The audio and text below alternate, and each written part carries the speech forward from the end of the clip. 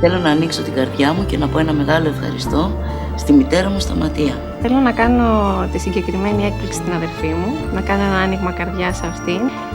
Σε ευχαριστώ που υπάρχει στη ζωή μου και σου ανοίγω την καρδιά μου. Σαν πατέρα με έχει κάνει πάρα πολύ περήφανο. Ήταν ένα παιδί το οποίο από μικρό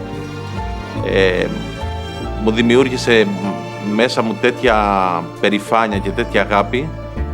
Μαμά, σε αγαπώ πάρα πολύ. Είσαι ο λόγος που ζω. Θέλω να σου πω ότι σε λατρεύω, θέλω να σου πω ότι είσαι για μένα το μεγάλο μου στήριγμα. Τον Ηλία τον αγαπάω πολύ, αλλά τον θαυμάζω πολύ περισσότερο.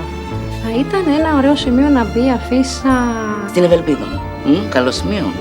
Μπαίνουν, βγαίνουν, φαντάζεσαι, εσύ ξέρεις τώρα. Φαντάζομαι ότι και θα συγκινηθεί και θα της αρέσει. Μαρία, σε ευχαριστώ για όλα αυτά που έχεις κάνει για μένα επί 21 χρόνια